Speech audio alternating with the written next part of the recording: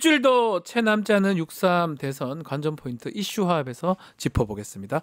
김지호 민주당 경기도당 대변인 장유미 변호사 두 분 함께합니다. 안녕하십니까? 네, 안녕하세요. 아유 반갑습니다. 네, 반갑습니다. 자, 어제 얘기를 좀 해야 될 것 같아요. TV 토론회 3차 토론회 정치 분야 토론회가 있었습니다. 마지막 토론회인데 두 분 어떻게 보셨습니까? 우리 김지호 대변인. 네. 이재명 후보가 이번 조기 대선의 성격이 뭔지 확실히 규정했다. 네. 내란 종식이 이번 조기 대선의 시대 정신 아니겠습니까? 처음 모두 발언부터 이 부분을 확실히 했고, 네. 그리고 사실은 그전 토론과 다르게 이번에는 확실히 상대에 대한 그러한 검증 부분도 먼저 치고 나감으로 인해서 이준석 후보가 폭주하는, 네. 정말 토론회를 그냥 망치고 폭주족처럼 그냥 토론회를 엎어버리는 그러니까요. 그러한 실수를 깨하는데 전략적으로 성공했다. 그리고 아마도 이준석 후보는 본인의 인지도를 올리기 위해서 인지도를 근데 뭐 인지도 저 이준석 모르는 사람 있습니까? 아니죠. 아, 그렇습니까? 아니죠. 아직까지? 아직까지 예. 모르는 사람이 있고 본인의 인지도를 굉장히 이번 대선에 솔직히 당선 가능성은 없지 않습니까? 네. 그래서 이번 대선을 통해서 본인의 인지도를 위해서 굉장히 무리한 발언을 이렇게 함으로 인해서 전략적인 선택을 했는데 사실은 국민 입장에서는 공중파 방송에서 어떻게 저런 말을 할 수 있나? 그러니까요. 근데 그런 것을 굉장히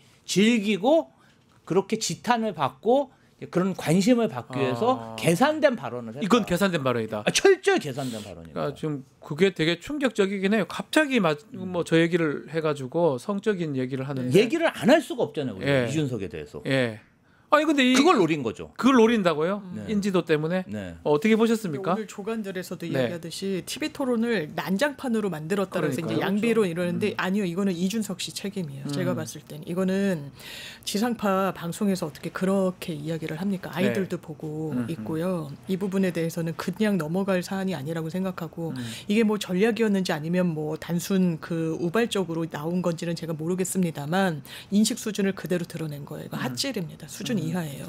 예, 정치를 해야 되는 사람인지 상당한 물음표를 스스로 던졌고 앞으로 정치를 한다면 이 발언이 계속 본인 이 발목을 잡을 겁니다. 그건 본인이 치러야 되는 책임이자 후과라고 생각하고 반면에 이재명 후보는 정확한 질문을 저는 던졌다고 생각해요. 내란으로 치러지는 조기 대선이에요. 거기에 대해서 김문수 후보 어떻게 이야기했습니까? 어물쩍 넘어가려고 했어요. 네. 이 부분에 대해서도 여전히 명확하게 우리 국민들은 유권자들은 당장 내일부터 투표해야 되는데 김문수 후보의 입장이 뭔지 모릅니다. 거기에 대해서는 국민들이 표로 아마 심판할 겁니다. 저는 네. 이 정도 되면은 공중파 방송이나 종편에서 이준석 후보의 방송 출연 금지 조치를 해야 될 정도다. 만약에 연예인들이 했으면 진짜 방송 아니, 중지받. 사실 정치인이나 연예인이나 다 같은 대한민국 국민이잖아요. 그러니까요. 그 누가 시켜서 한 발언도 아니고 오직 본인의 정치적 이득, 본인의 인지도를 올리기 위해서 이런 막말을 하는 사람이 어떻게 공중파와 종편에 나올 수 있습니까? 저는 방송국에서 심의해서 조치해야 된다고 생각합니다. 그렇죠. 그 본인의 인지도나 본인의 이익을 위해서 지금 그 대선 토론의 장면을 어른뿐만 아니라 아이들도 그럼요. 보는 거잖아요. 그 보는데 저녁 시간에 프라임 저녁 시간대에 시간에. 어떻게 그런 막말을 할 수 있습니까? 있을 수 없는 발언이죠. 근데 그걸 하면서 저는 인지도가 또 올라갈 거면 이런 계산을 하지 않습니까? 그냥 막무가내로 저런 얘기를 무슨 효과가 있습니까? 저걸 근데 하면서. 제가 받은 인상은 예. 이 사람이 자기 자제가 안 되는구나. 그리고 인터넷에서 학습하는구나. 그러니까요. 책을 보거나 저 되게 심도 있게 공부한다는 인상 못 받았고요. 예. 그냥 단편적인 걸로 공격하는 데 능한 거예요. 토론을 잘한다고 사람들이 평가하는데 아니요. 말싸움을 잘하는 사람입니다. 그렇죠. 토론하고 말씀 다른 예, 거예요. 그런데 그나마 말싸움도 제대로 못하는 예. 거고 그러니까 흥분을 하면서 이야기를 하는 거예요. 아마 이를테면 그런 거예요. 무슨 자기가 딱 요만큼 보따리를 준비를 해와요. 너 A 알아? B 알아? C도 모르네? 나는 아는데. 뭐 이러면서 되게 유려한 것처럼 얘기를 합니다. 네. 그러니까 한번 반격을 한 거예요. 루카스 뭐 소재인가? 네. 뭐 하여튼 그 사람 아니야라고 이재명 후보가 반박을 했었어요. 네. 제가 몰랐나 봐요. 이제 네. 분이 나는 거예요. 화가 나고. 그러니까 다음에 아우 찾아봤더니 공산당 기관지 그런 수준인 거예요. 제가 봤을 땐. 그리고 국회를 해산권을 대통령한테 부여해야 된다라고 물으니까 아니 국회 해산하는 게 뭐 선거를 또 하면 되는데 저는 모르겠습니다. 이런 사람은 국회의원으로도 부적절하고요. 그렇죠. 대통령은 말할 것도 없고요. 공부부터 하고 나오든지 아니면 국민을 이 정도 불편하게 했으면 정치를 저는 더 할 자격이 있나 좀 의문입니다. 네. 아니 어쨌든 저는 조금 국민들이 이번에는 이준석의 그 막말에 대해서는 좀 응징을 할 필요가 있다. 네. 단순히 선거가 아니라 이 사람이 이번 대선에서는 뭐 지겠지만 앞으로의 정치적 이득을 위해서 모두가 불편한 그런 발언을 한 거 아니겠습니까? 네. 오늘 아침에도 많은 방송인들이 이준석의 발언을 인용함으로 인해서 전 국민이 정말 이런 혐오스러운 발언을 듣게 됐다. 아침부터 기분이 잡쳤다. 저는 이 부분 관련해서는 선거 유마 상관없이 방송에서 퇴출시키는 방안을 마련해야 된다. 이렇게 생각합니다. 그렇죠. 여성계에서도 뭐 문제 제기를 아마 하지 않을까 생각도 듭니다. 자, 이제 TV 토론회 마무리가 됐고요. 오늘부터 여론조사 공표 금지 기간 시작이 됩니다. 이제는 이제 여론조사 여론을 알 수가 지지율을 알 수가 없는데 변화가 생깁니까? 어떻습니까? 지금부터 김주호 대변인. 일단은 지난주에 조금 조정세를 보였던 민주당 지지율이 일요일 날 이재명 후보가 기자간담회를 하면서 국정 제일 과제로 경제, 비상경제 TF를 구성하겠다.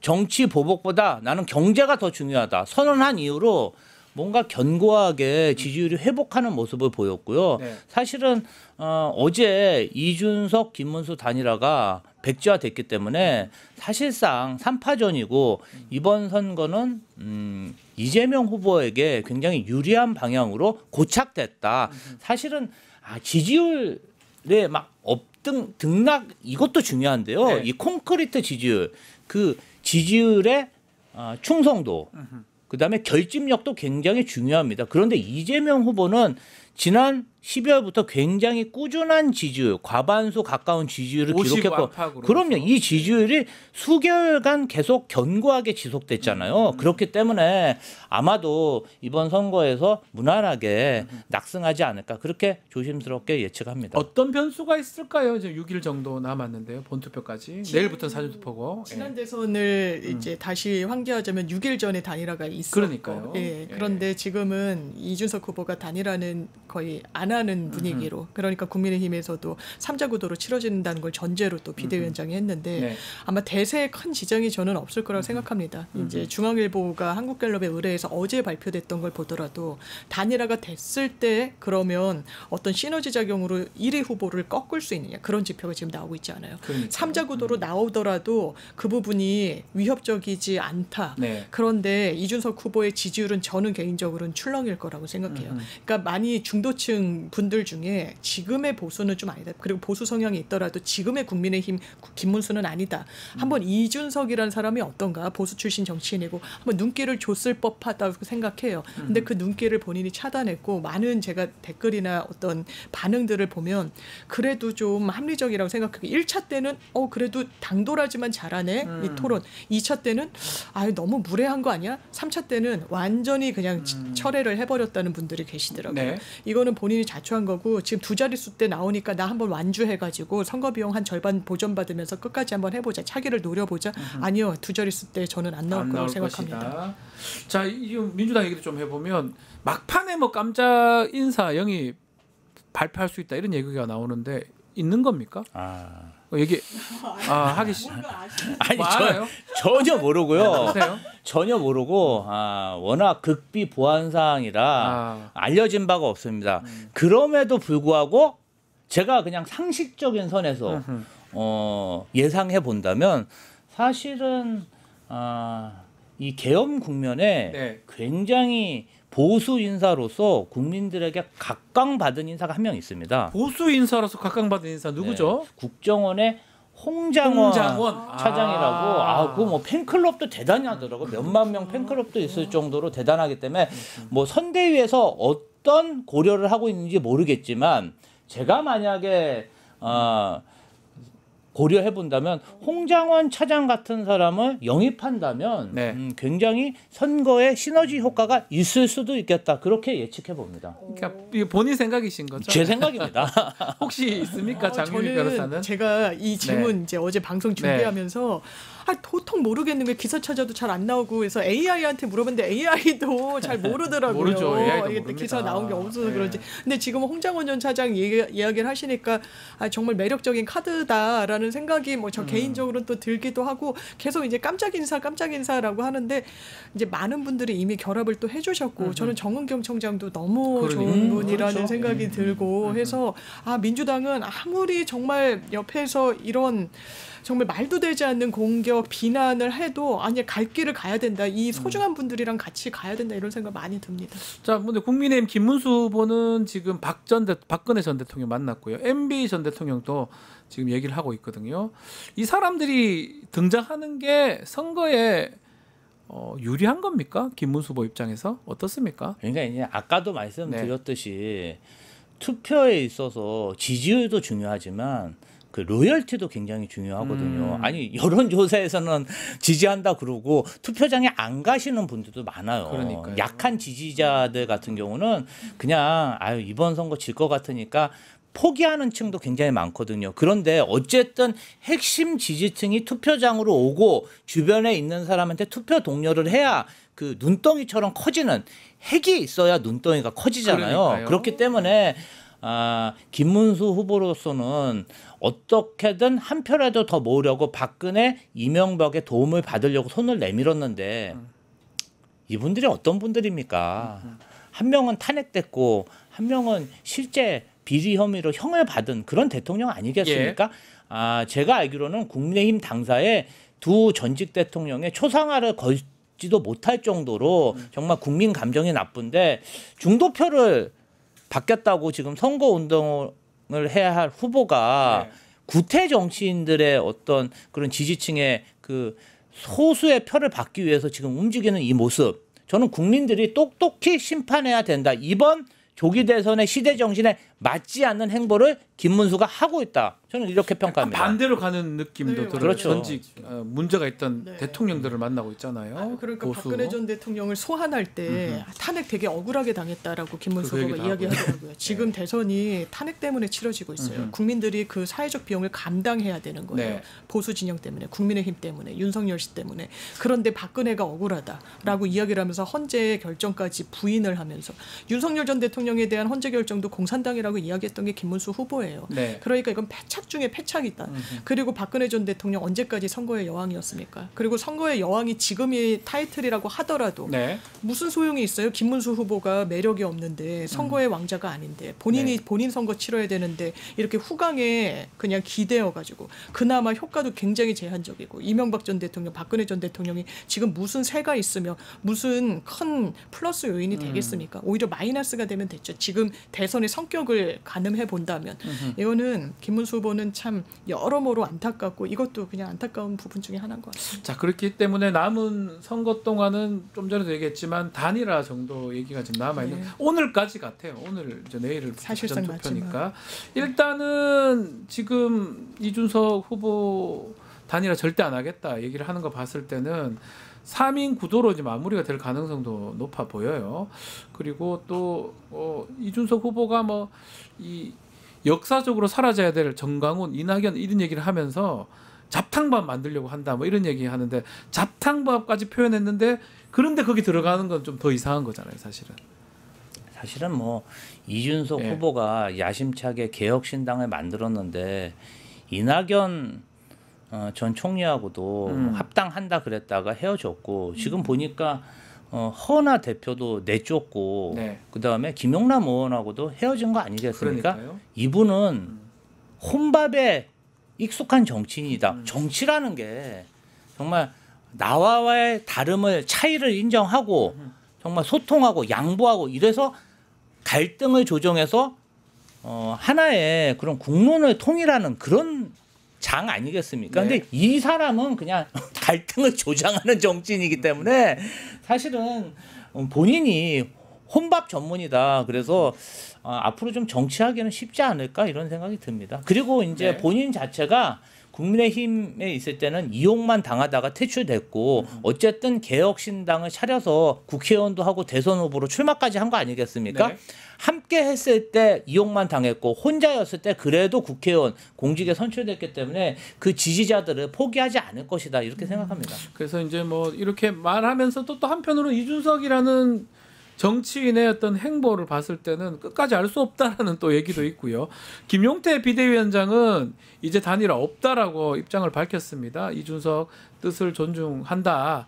3자 구도에서도 김문수 후보가 이길 수 있다라고 김용태 비대위원장 이 얘기로 봤을 때는 뭐 단일화는 이제 없는 거다 이렇게 봐야 되는 건가요? 대선 단일화는 없는 것 같은데 네. 여전히 언제 결합할 것인지에 대한 의문은 계속 나올 거라고 생각해요. 네. 제가 천하람 지금 개혁신당 대표 대행으로 알고 있는데 그런 얘기 언론 인터뷰에서 하더라고요. 친윤들이 자기한테 전화한다는 거예요. 전화를 해서는 지금 우리가 이준석 견디기 어려웠는데 한동훈은 더 견딜 수 없으니까 이준석 와달라고 한다라는 겁니다. 예. 지금 그게 국민의힘의 현실인 것 같아요. 앞으로 당권 경쟁 불붙을 겁니다. 오늘 네. 조간에서도 한동훈의 행보는 당권 행보다라고 이야기를 해요. 윤상현 안 된다라고 하는 것도 대선이 목전에 목표로 있지 않기 때문에 그러는 걸로 보이는데 그렇다면 이준석 후보가 지방선거 때도 존재감 드러내고 싶어 할 거예요. 그러기 위해서는 개혁신당의 울타리 안에서는 사실상 불가능한 부분이 있어서 네. 뭔가 또 정치적 꾀를 내지 않을까 생각은 듭니다. 꽤는 낼 수가 있는데 어쨌든 시기상으로나 뭐 상황상으로 좀 쉽진 않고 윤상현 의원 그 선대위원장 합류했다. 이게 뭐 보도가 또 철회됐다고 하다 그것도 아닌 것 같기도 하고요. 그거가 윤상현이 들어온다는 거는 단일화는 더 어렵다는 거라고 봐야 되는 거 아닙니까? 아무래도 그렇죠. 네. 장해찬, 윤상현 대표적인 친윤 인사들 그렇죠. 아니겠습니까? 국민의힘으로서는 친윤 그리고 친윤 인사들과 단절을 해야 되는데 지금 오히려 캠프의 주축이 친윤 인사들이다 보니까 네. 당연히 이 사람들을 받아야 되는 거예요. 상식적으로. 그런데 사실은 한동훈 친한계 입장에서 보면은 굉장히 통탄할 노릇이고 조경태 의원 같은 경우는 윤상현이 들어오면 나는 선거운동 안 하겠다 이렇게 하겠다라고 공개적으로 얘기했죠. 선언까지 했어요. 예, 그리고 사실 윤상현 의원과 또 이준석 후보하고도 굉장히 불편한 관계 아니겠습니까? 이제 이준석 후보가 어쨌든 친윤하고 단절해라 이렇게 주문했는데 그것도 못하는 거 아니겠습니까? 네. 그런 의미에서 보면 좀 단일화는 사실상 물 건너간 게 아닌가 그렇게 보입니다. 알겠습니다. 자, 단일화 얘기도 있고 또 하나 좀 짚어봐야 될 게 이낙연 지금 얘기인데요. 새미래민주당 상임 고문인데 김문수 후보를 지지를 해버렸어요. 이재명 후보가 당선되면 독재 국가가 출현한다 뭐 이렇게 규정하기도 했던데 일단은 김민석 민주당 공동선대위원장은 반헌법 야합, 또 내란 야합, 사쿠라 야합 비판의 강도를 높였는데요. 화면 보고 이야기하겠습니다. 김문수, 이낙연 두 분의 모습을 보면서 공도동망이라는 한 단어가 떠올랐습니다. 공도동망, 한 길에서 함께 망한다는 뜻입니다. 참으로 어려운 파트너를 찾았다. 저렇게 찾기도 쉽지 않은 두 사람의 결합은 반헌법 야합이자 내란 야합이자 변절자들의 야합이자 사쿠라들의 야합이자 긍정적 비전 없는 네거티브들의 야합이다. 민주당 국회의원, 전남지사, 국무총리, 당대표했던 지금 이낙연 전 총리가 저기를 가버렸어요. 갔다고 해야 되나요? 모르겠는데 어떻게 봐야 됩니까? 한마디로 예. 살리에르 증후군이죠. 살리에르. 네. 예. 본인이 정치권에 있어서 정치인들도 굉장히 질투가 강한 사람이 있습니다. 네. 남이 잘 되는 모습들. 본인이 재능이 없고 뭔가 정치적으로 역량이 부족하다 보니까 다른 사람이 정말 힘들게 쌓은 그러한 정치적 능력에 대해서 폄훼하고 악담하고 그리고 뭐라 그러죠? 저평가하는 험담하는 그런 문화가 있는데 저는 이낙연 전 총리가 그럴 줄은 몰랐습니다. 그래도 문재인 정권의 3년이나 재임한 총리로서 총리였었잖아요. 우리 민주당원과 지지자들에게 어떻게 이렇게 큰 실망과 아픔을 주는지 모르겠고요.